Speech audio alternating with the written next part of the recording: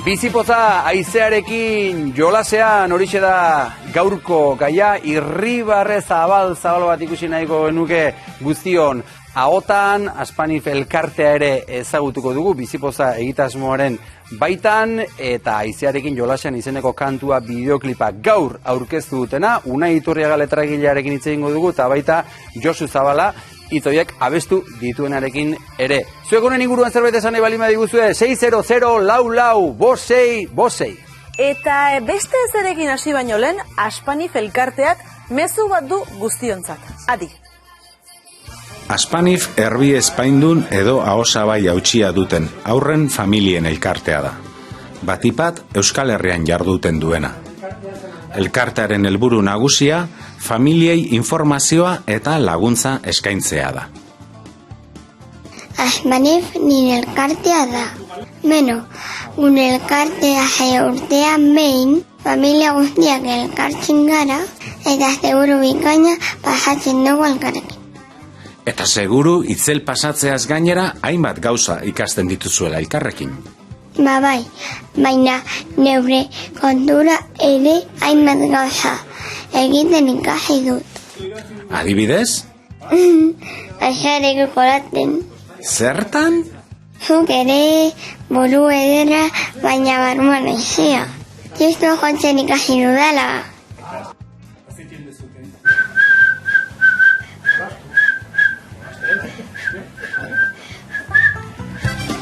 Bueno, malen da orain txistua jotzen entzun duzuena, eta geroxeago bera hementxe izango da gurekin. Aurretik, gure lehenbiziko gonbidatua, Espain eta ahosapai hautsiaren patologia sortzetiko malformazio ohikoenetakoa da, eta Aspanif elkarte arduratzen da familiei laguntza eta aholkularitza ematen gai hoietan eta laguntzen noski. Gurekin da Aspanif elkarteko lehendakaria Eider Lopetegi. Eixo, Eider. Arratsaldeon, ongi etorri. Eskerrik asko. Beno, ikusi dugu zertxo bai, eta Aspanifi buruz, elkartea zer den eta bar, eta familiak, zenbat familiak osatzen duzu Aspanif? Osatzen dugu bat famili inguru. Euskadin kokatze da, gure lan eremue eta bat familia bai. Eta familia zer da, asko edo ez hainbeste, Eider? Bueno, gutxi gora bera, 1000 pertsonatik, jaiotzen den 1000 aurretatikan batek izate du akatsago. Orduan, proportzio hortan esan dezakegu ez gaudela danok talde hortan, elkarte hortan. Ohiko malformazioa dela esan dezakegu Espainia hautsia edo ahosapai hautsia izatea? Ohiko honetakoa da. Patologia hontan malformazio da danatan ohikona, bai. Zu elkartean baldin bazaude, zuk ere esperientzia pertsonala izan zenuelako da, ezta? Hori da. Bai. Haurdunaldian jakin zenuten, dunak, zuen aurrak, horrelako malformazioren bat izango zuela. Bai, 20. asteko ekografian, bere burue aurkeztu zuen ekografia hortan, eta ikusi zen Espainie hautsita zakarkila. Hasiera baten intziguten amiozentesi bat, patologia hau beste sindrome batzukin ere badaolako lotuta, eta hori deskartatzeko. Eta gerora intzizkiguten kontrol asko, ekografia asko, ea ahosabai hautsita otezakarkin ikusi alizateko. Baina ekografiatan etzan ikusten. Ahosapaia ez da ikusten, ez da hori zailagoa da. Zailagoa da, bai. Detektatzen. Hori da. Eta horrelako albiste bat jasotzen duenean guraso batek aurra sabelean duzula, nola kudeatzen da momentu hori? Bueno, hasteko guri esan zigutenen ez gendun ezagutzen patologia, ez gendun inor ezagutzen horrekin, zertzan ez genekigun, eta inbehar ez dan bezala internetea jotze duzu, eta ikusten dituzu, zure alabantzako, sabelen daukuzun zure alabantzako nahi ez dituzun imagina batzuk, ez? Nahiko impactante die, visualki oso impactantea da, azkenen aurpegi erdin dauke zauri bat, ez? Eta ez jakintasun horrek eramaten zaitu kezka, bildurrek, ze izango da, nola izango da bere bizi, zertan eragingo dio, kezka eta bildurre, hori da, galduta sentitu ginen. Une hartan galduta sentituko zineten, baina gaur egun badakizu, Eider, horrelako malformazio bat izateak, Espain edo ahosapai hautsiarena izateak, ze ondorio izan ditzaken? Bai, Bueno, esan behar da ez dela azkenen zerbait estetikoa, ez da, batzu iruditzen zaie Espainia utxie josi eta, bueno, listo hor bukatze diela zuen arazo guztik eta ez, haratago di joan patologia bada. Hau sortze da, akatsa hau sortze da fase embrionarion, esate da, ez, aste die eratzen garezurre eta bigarren hilabete ingurun edo, nolabait, eten ite da eta ez da elkartzen. En Espainia edo ahosapaia. Gaina bik fase ezberdinetan eratzen dijoztenez, batzutan ahosapaia bakarrik ikartze duzu hautsie, beste baten Espainia bakarrik, bik batea. Orduan imaginatu behar deu, guzti hori eratzen nahi dan hortan, eten badaola, eta dauzkeula hemen azala, dauzkeula giharrak, ezurre, eta hori edo hautsita daukezu, edo falta zaizu, eta guzti horrek eragite du hauan, eragite du entzumenen, eragite du ahoskeran, eragite du elikaduran, ez da bakarrik zerbait estetikoa, ez da gutxi goik. Adibidez, lehen biziko hilabetetan, aur jaio batentzat esentziala da, ez, bularra hartzea edo elikadura, noski? Nola joan zen hori? Nola jaten zuen? Bueno, berak, gure kasun, dunak zoken ahosabai eta Espainia utzi bilaterala. Hau da, mendikan Espainietatik hasi eta ahosabai biuneraino, zintzurreaino. Orduan, dana komunikatuta izanen kasu honetan, ez zeuken indarrik, ez zeuken sukziorako indarrik, bularrik ezintzun hartu. Gure kasun, biberoi dietetina berezi batzuk, nun esnea hor pilatzen den eta zuk botatzei jozu. Beste batzuk sondatuta ibiltzeie. Gure kasun biberoi horrekin elikatzen zen, baina bueno, ez daukete azkenen ahosabai hori irikita izanik, ez dago movimentu horren kudeaketaik eta erdi ikutzen da, edo sudurretik ateatzen zaio. Elikadura da pixka bat, hasiera baten bintzete komplikatue eta ardura handikoa. Hor ikusten ari gara dunaren argazkiak, txiki-txikitan ikusi dugu nola zeukan hemen hautsia, bi aldetan esan duzun bezala, eta ondoren ikusi dugu josita, ez da? Horre ebakuntza batzuk egongo ziren. Hori da. Noiz iritsi zen, lehen da biziko ebakuntza? Lehenengo ebakuntza 4 hilabete inguruan zioten, eta hor, imaginetan ikusten da, aurretika nola engendun pixka bat, protesi bat eramantzun ahosabaien, ez zedin gehiago iriki, eta gantxo moduko bat eramatezun baita ere suturren, sudurre ez gehiago izteko pixka bat prestatu iken zan ebakuntza hortarako. 4. hilabeten orduan itxizioten Espainia. Eta gero etorriko ziren ebakuntza gehiago? Eta duna egin zioten 9 hilabetekin edo ahosabai biuneko ebakuntza. Zer da hori, ahosabai biguina? Ahosabai biguina da, zuk mingainekin zure ahoa barrun goraldea edo lehenengoa ikutze dezuna ahosabai gogorra da. Eta atzeak adi joana, zintzurra aldean da ona, hori da ahosabai biguntzen doa. Eta hori da, funtzioa ematen diona, balbulatxo bat bezala da. Orduan, irensketan laguntzen dizu, gihar horiek emardue ondo lotuta eta bere funtzioa berriz ere aktibatu behar da. Balbula horrek baita albidetzen dulako esate bateako aireztapena, belarrekin konduktu hori ahoa eta belarrie elkartuta daude eta aireztapen egoki bat egon dadin. Guzti horren movimentue horrek tonifikatuta dote horrek indarra izatea oso garrantzitsua da. Funtzionalki oso ebakuntza garrantzitsua da.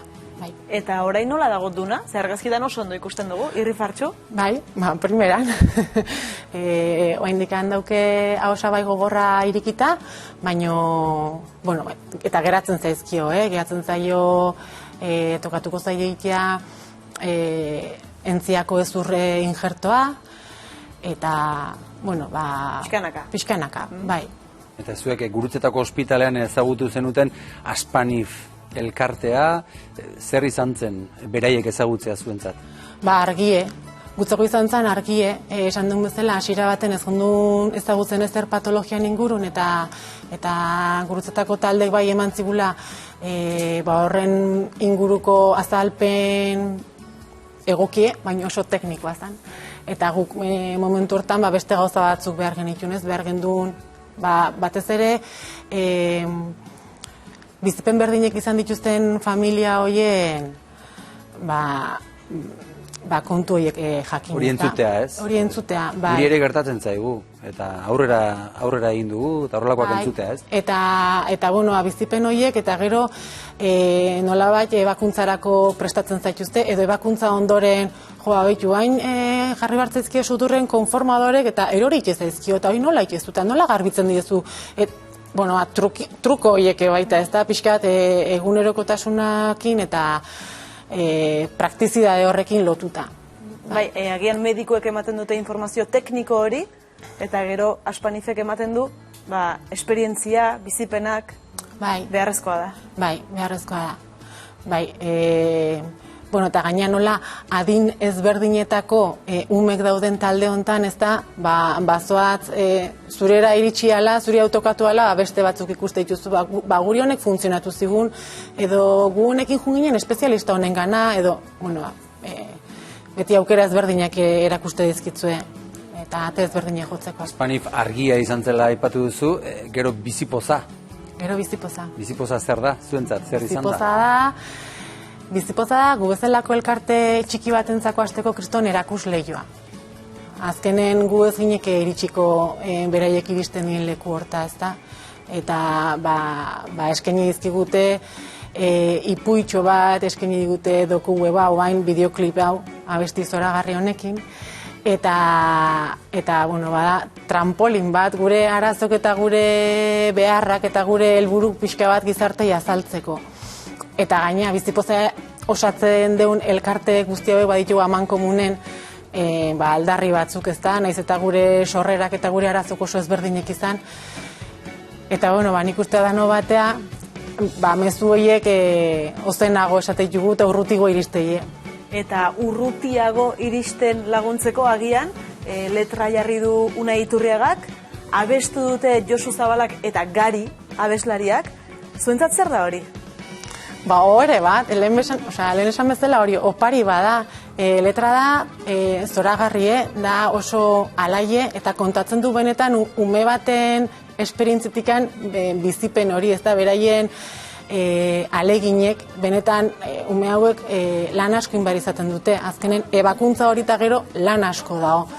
Eta lorpen batzu die, txistu jotzea, zenbait fonema, zenbait gauza. Eta oso prisma politietik aurkeztu dute, bai doinu edala oso balaie eta baita hitzek ere. Laster batean hemen izango ditugu Unai Iturriaga eta Josu Zabala, kantuaren letragilea eta kantuari ahotsa jarri diotenak, zuzenean ikusiko dugu, Aizearekin jolasean bideoklipak, gaur bertan aurkeztu duenak Aspanif elkarteak bizipozaren barruan, eta Maitane Ormazabal, arratsaldeon, oraintxe Eiderren hitzak entzun da, malformazio bat ez, beraiei gertutik tokatu zaie bizitzea, baina askorentzat oso ez ezaguna da, baina berak esan duen bezala ohikoenetako bat ere, bai?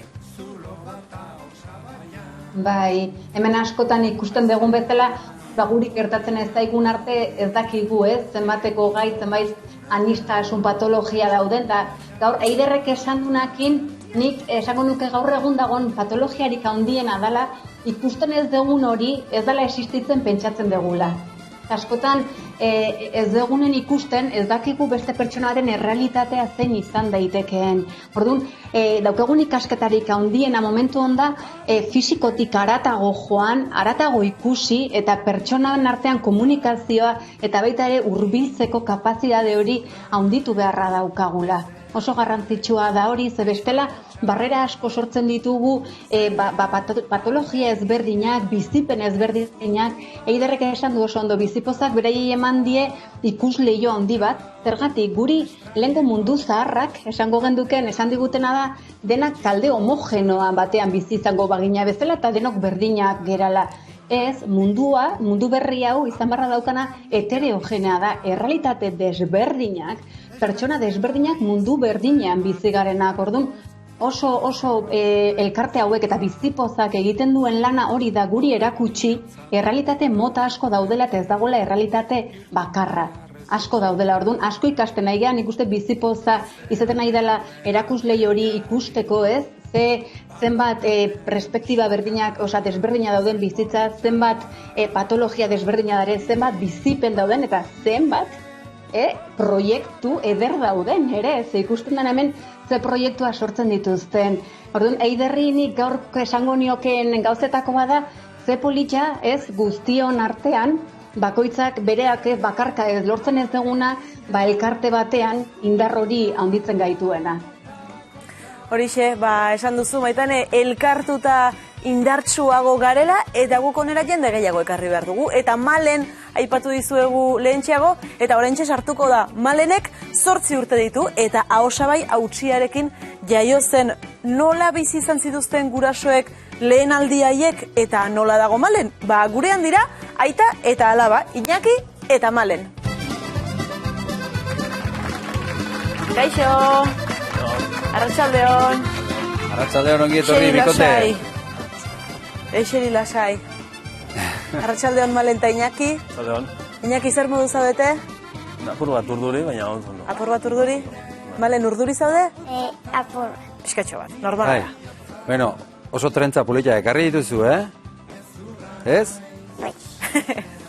Bueno, Iñaki, Malen Ahosabai hautsiarekin jaio zen, zuek hasiera horietan ze informazio jaso zenuten? Eiderrek adibidez kontatu digu momentu horretan galduta sentitzen dela bat, ezta? Zuek nola sentitu zineten? Gu, Malen jaio zenean, ez genikin esebez berak Ahosabai hautsia zuenik. Da jaio zenean, lehenengo hain zioten txekeba, jaiote gero, orduan txekusi zuten, Ahosabaia zulua zokola. Orduan ingresatu egin zuten berehala. Da guk, lehenengoa da sok moduan. Eta ez dakizu zer den gauza, da, negon Han egon zineten lau bat hilabete, ez da, ospitalean? Egon ginen lau bat hilabete, ingresatuta, Malenek ezin zuen ondo arnastu, eta topa ginen Espanif elkarteak ezaskuen, egon gana joan ginen, zer bertan ezaskuen etorri ziren mediku batzuk eta bertan etorri ziren kide batzuk, da erakutzizkoen euren umie, zelan zauen, da horrela zaitu ginetuen asko. Geo zuen kasuan, garrantzitsua da esatea zuek Malenetaz gain, biskiak ere baditu zuela. Bai, hori apur bat izen zen, bi jaio ziren, da bata ospitalean egon zen, da bestea etxean. Orduan egunero bueltaka, eta hori izen zen lehenengo egunetan estresa handia bai. Eta ama egon zen, umea ikusi gabe, hainbat egun, ezta? 5 bat egun egon zen umea ikusi barik, eta oso urduriz, lehenengotan ezaskuen, arnaza enzizuela ondo hartu, eta oso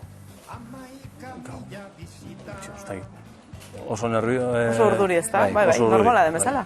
Bai, eta 4 hilabete, ezta? Hospitalean 4 hilabete. 4 hilabete egon zen, jaten ikasi zuen apurtxo bat, etxera joan zen, da etxean uki ginen, domizilio medikoak etorte ziren etxera egunero ikusten, zauen, pixuan eurtzen, eta, estiro. Pixkanak aurrera. Malen, pixkanaka hunditzen ari zara zu ere, ezta? Bai. Eta zer moduz eskolan, adibidez? Ondo. Zenbat urte dituzu? 8 urte. Eta eskolan ongi? Zue lagunekin jolasean, eta geratu ere egin gabe arituko zara noski? Malen ikusten dugu pozik, zoriontsu. Azkeneko ebakuntza alere, Iñaki, orain dela gutxi izan zen, ezta? Bai, abenduan izan zen, azkeneko ebakuntza. Da teknika berri bat egin zioten. Ahosabaia luzatu beharrean, kendu zioten tripatik grasa apurtxo bat, da goan sartu, injektatu. Orduan egin zituzten muskuluak loditu, aperturak eta izteko. Arnazketak eta auto joateko. Da, horrek errekuperazioa esaten du azkarragoa dela, hobeagoa dela. Da, ontxe, adagabiz, logopediakin eta topera. Zuk gogoan duzu? Malen azken ebakuntza hori, egun hori gogoan duzu? Bai. Bai, zertaz gogoratzen zara? Zaila izan zen zuretzat? Ongi joan zen eguna? Bai. Eta gero, aitak aipatu ditu, logopedak, eta honezkero medikuak zure lagunak ere izango dira, ezta? Ez. Ez? Guri fitxan bai ez jartzen zegoen, baina ez esan du. Malen, orain zer ikasi duzu egiten? Jotzen txistua? Txistu jotzen, orain arte etzen ekien, ezta? Ez. Eta hori zuretzat izan da, zer izan da zuretzat? Aurrera pausua handia, ondo sentitzen zara? Bai. Iñaki, horrelako egoera batean txistua jotzen ikastea zuentzat pauso handi bat izan da, ezta? Gauza oso pozgarri bat. Pauso handia. Txistua jotea esan edu ja, ahoko aizea daia, badakizu lan orantza eraman, ez, da orduan oso pozik egatu ginen, bai? Darrituta, barrez? Darritu ginen, bai? Kantuak esaten duen bezala, aizearekin jolasean ikasten ari dela, ezta? Bai, oso, hori da. Eider, ikusten dugu hemen Malen, ikusi dugu Duna argazkietan. Dunak zenbat urte ditu? 4. 4 urte ditu, orduan txikixeagoa, da? Bai, Malenei behidatzen dio, ahoko zuloa, eta bai, elkarren azkenen olako familia bat osatzen dugu, ezta? Eta bakoitza erreferente bat bilatze dute ume hauek baita. Beraz, zuk Duna ezagutzen duzu, Malen? Bai. Lagunak zarete? Bueno, elkarrekin egoten zarete. Eta Aspanif elkarteari buruz zer esango zeniguke? Zer egiten duzuzuk Aspanif elkartekoekin? Jolastu. Bai. Han ere badituzu lagunak. Bai. Iñaki zer egiten dute, aurrek Aspanif elkartekoekin? Kuadrilla bat modu den die, ja ezagutzen dio indala pilo bat denpora, da posi juten die, jolastu, ikasi, ikusten die bata bestari gero, adinen desberdinetakoa diren, ikusten dute ja hizkuntzan da, ja aurrerantza doizela, eta hobeto ulertzen jakiela, eta oso posi egiten die denak. Eta nolako izan da bideoklipak grabatzearen esperientzia? Oso politxe, gauza berriak, da jente alaia, dantzan, ondo diria da. Esperientzia bezala oso politxe. Esperientzia berazgarri izan da zuentzat. Malen, gogoratzen zara bideoklipa grabatu zenuten eguna, hor jende ezagunarekin egongo zinen, ezta? Abeslariak eta norekin egon zinen? Nire lagunekin. Eta Gari ere bai, ezta? Abeslaria, eta Josu, eta Unai. Zure lagun berriak dituzu orain? Bai. Eider, zuk aukera izan zenuen bideokliparen grabazio horietan egoteko, edo zuk kanpotik ikusi duzu guztia? Ez guk ere parte hartu gezu. Bideoklipen grabatzeako garaien, familia batzuk ginen, eta grabaketan parte hartu den. Uste dut, prest daukagula beste aldean, Josu Zabala, Josu, arratsaldeon. Apa, arratsaldeon. Arratsaldeon, Josu, hemen gaude Aspanif elkartekoekin eta ari gara Iñakirekin, hizketan Eiderrekin, hizketan Malenekin, hizketan. Josu, zuk ezagutzen zenuen patologia hau? Bueno, ezagutzen nuen, baina entzunez. Ez nuen ezagutzen gertutik. Bueno, hombre, bisita badaukaz. Ez ezagutzut. Malen, izan zen patologia horretan ezagutu nuen lehenengo neska politia, eta, bueno, honetaz bakarrik nekiena, zan justu, horren deskribapena existitzen zala, eta besterik ez nintzen konstiente, aur honek eta ze nolako problematika daukaten, ze osasun arazoak eta, harremantzeko, izaten dituzten, eta, niretako, aberasgarria izan da, hau, gertuagotik ezagutzea, eta batez ere, jende zoragarri hau ezagutzea. Josu, ez dakit konturatu zaren, baina pantailan agertu denean zure aurpegia hemen platoan handi, Maleni sekulako irrifarrea atera zaio? Hombre, apa Malen. Zemuz. Ondo, esaten du, ondo. Ondo, bueno, gogoratzen zara, zelan grabatu genuen, ekoletan. Bai. Arratsalde politxe, izan zaz. Bai. Bai, ez da? Tira, orain txarizarete bideoklipa zariz... Ganera berak grabatu behar izan zuen gero, elkarrizketatxo bat, berak ere grabatu zuen. Entzun dugu elkarrezketa, eta txistua jotzen ere entzun dugu. Josu, bideoklipari buruz ari zarete, haizearekin jolasean, Unai Iturriagaren hitzak, zuk eta Garik abestu, Xabi Zabalak konposatua. Entzun dezagun, begira ze polita.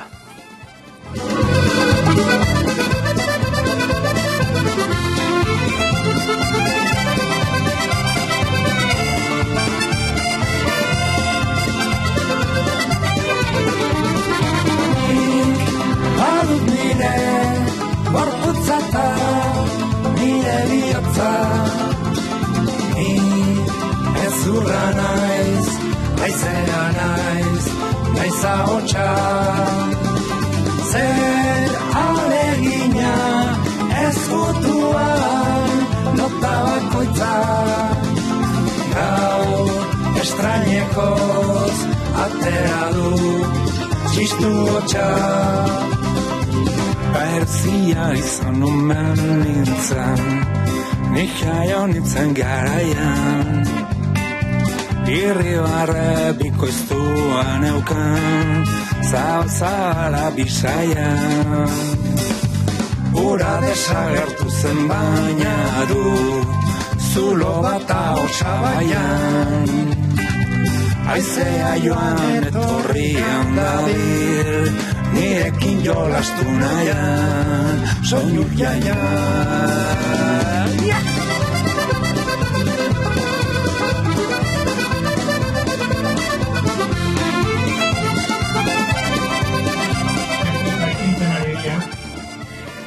Josu, aritu gara hemen abestia ikusten eta entzuten, eta esaten zuten abestiak oso ongi isladatzen duela problematika hau, eta eraberean ze alaia den.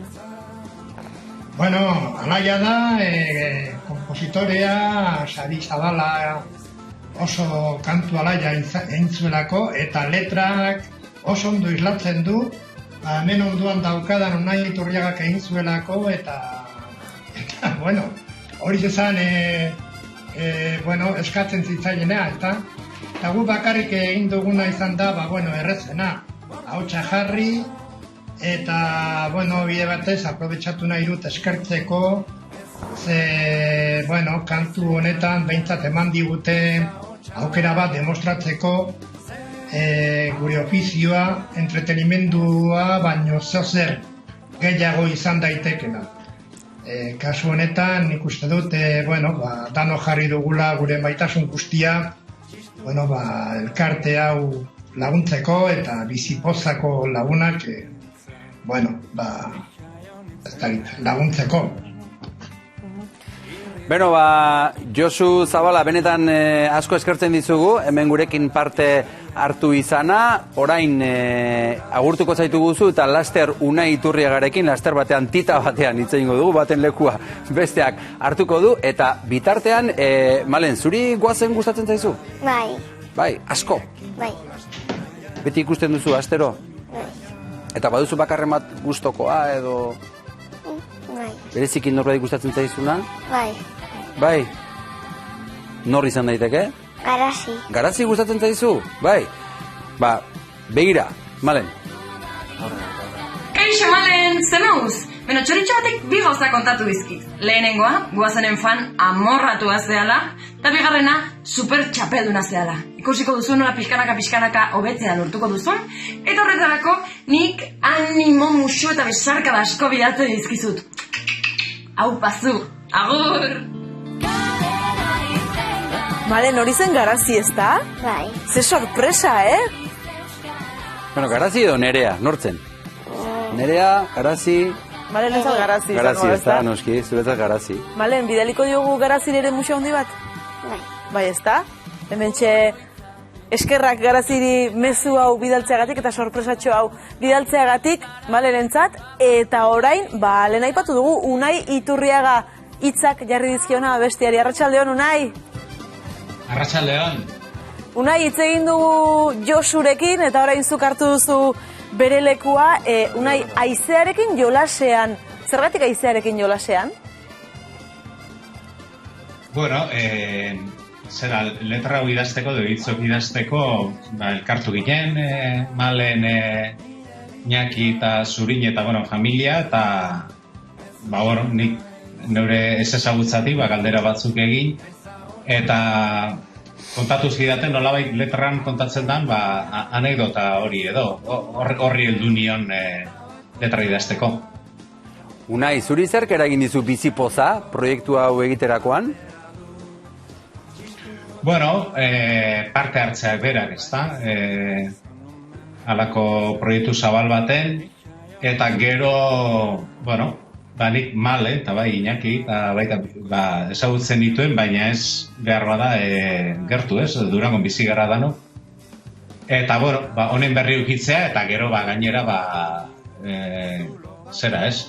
Josu eta Gari tartean ere, nik uste dut niretzako behintzat inguruko jendearen alako naste polit bat geratu da. Unai, aipatu dituzu Josu, Gari, Xabi Zabala hor dago, zu ere hor zaude, zer da zuek egiten duzuten ekarpena horrelako ekimen batean? Ez dakit, ni uste dut benetako ekarpena, hor ari direnak egiten dutela, ez da, ezagutzera eman, sensibilizatu, eta gero gu, titiriteroari dagokion alderdi hori, ez da, saiatu entzundakoa, hitzetan aldanik eta txukunen jartzen, Xabiren lana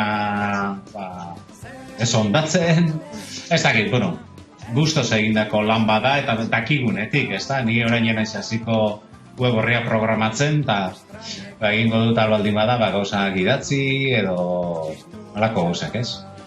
Eider Aspanif elkarteko lehendakaria, zer esan nahi diozu, Unai Iturriagari? Mila esker. Lehen esan bezala iruditzen zait, Dianan jo duzula zure hitzekin, eta umek izaten duten patologia umenetik sortutako zerbait emate du, umenetik sortutako hitzek emate dute, alaiek eta zehatzak beraien arazo horiek esanez, baino eraberen indartxuk, ez da, alde positibo hori erakutsiz, eta zoragarri indezu.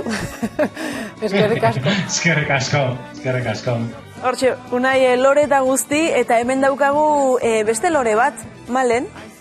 Malen, zuk esan digute Unai oso laguna egin zenuela, ez da? Bai? Zer esango diozu? Hola, Malen. Begira, agurtzen zaitu. Zer esango diozu zuk Unairi? Gonitzela berekin oso gustura, eta ondo pasatu nuela berekin. Hortxe, Unai. Neupe zeuaz, Malen. Ikusiko dugu, alkar gainera guzarritan. Mozu handi bat. Tira. Unai Iturriaga, eskerrik asko, plazer bat izan da zu hemen izatea, eta ondo segi, ikusiko gara plazaren batean, edo bestean, ala bedi. Eta Maitane, bizipoza, gaur Aspanifi buruz hitz egiten ari gara, musikaren indarra, zenbat gauza egiten ari garen, eta zenbat dauden egiteko oraindik, ez da? Asko, ikusten da oso kreatibidadea handia daukan jendea dagoela Euskal Herrian, eta elkarlanean egiteko gogo asko dagoela, eta hau da audibiderik handiena. Eta orain momentu hona eta aprobetxatu hor Malen dagola platoan ikusten, Malen eskerrik asko, ze gaur ikasten nahi geha pila bat zurekin, asko, gaur irakasle izaten nahi zea Euskal Herriko pertsona askorentzat, benetan eskerrik asko, eta zorionak txistu egiten ikasi dezulako, eta hemendik egingo dituzun gauza guztietako gogoratu beti, haizea izango dela zure bide laguna, beti. Orduan zorionak eta eskerrik asko Malen, benetan. Ikustea Malen, bideoklip hau grabatzen, musikarekin, artista desberdinak, kolektibo desberdinak, behar desberdinak eta guztiek elkarrekin hain proiektu bateratu eder bat sortzea, ikusten dugu nola negatiboari edo bizitzan ekitzazkegun gauza, esaten dugunen, hasieran beraiek kontatu dute, Iñakik esan du ez, hasierako susto hori, ez jakintasun hori, elkartek nola arropatzen duten guzti hori, eta gero gaina, horrelako proiektu batek egiten duena da, negatibo hasi daiteken zerbait, oso positibo bihurtu. Orduan aurrera jarraitu guzti honekin, ikusten duguna da sortzeko gogo asko da dagoela, eta behar asko mundu berri hau, ez? Eta bizipozak nahi duen mundu berri hau sortu arazteko. Eider, kasu honetan laguntza bestelakoa ere behar izaten da, ezta? Laguntza psikologikoa, beste arazo batzuk ere sortzen dituztelako, ezta? Bai, azkenen lehen aipatu bezala gauza asko ikutzen ditu eta orduan gure helburutako bat izango litzateke adibidez disiplina anitzeko talde egonkor bat eukitzea eta beraiek hartatzea gure umek, ezta. Behar dugu zirujau bat, maxilofazial bat, otorrino bat, ortodontista bat, logopeda bat eta psikologo bat ere bai. Aurra hauek inbarizatzen dituzte lan pila bat. Lehenengo etapa, konponketa etapa hori pasatu ondoren, dana itxita eta josita eta geratzen dana, gero dago beraien lana. Logopedara juten da, beraien rutinatatik ateratzen dituzu, oain espezialista bat, oain bestea. Eta Eider, aipatu dituzun horiek guztiak elkarteak zuek jartzen dituzue? Ez, hori guruzetako unitate baten dago. Ez da talde ofizialki bezala ez da hola sortuta. Hautza jutezean daukazu beti zirujau bat, logopedare bertan joten da, ortodontista ere batzutan etortze die, baino guk eskatzen duguna da ofizialtasuna izatea talde horrek. Azken finean, beraiek elkarlanen inbarra dituzte interbentzio asko, ez? Logopeda batek esango dizu, itxizazu hori dana lehen bailen, zeratik bestela ezin du ondo hitzein. Eta maxilofazialak esango dizu, itxoin pixka zetik, maxilarran garapena, oaindikan ez da, elkarlanen lan egin barra daukete, noiz eta azten momentutan, oainzukin, nik zuri pixka utziko dizut, oain utziazuz. Elkarlan hortarako talde bat oso garrantzitsua da, eta kasu honetan adibidez, psikologo figura hori ez daukagu, eta esan duen bezala ez da zerbait fisikoa, zerbait gehiago dago, eta behar dute beraien laguntza hori ez. Bai. Hortxe Eiderrek bota dugu gure beraien azkeneko eskaria eta horrekin amaituko dugu. Mila esker Eider, Malen, Iñaki hemen izatearren, saiatu gara leku txiki bat egiten Aspanif elkarteari. Maitane, zuri ere mila esker horregotearren eta baita Unai eta Jo zuri ere gurekin bat egiteagatik. Eskerrik asko.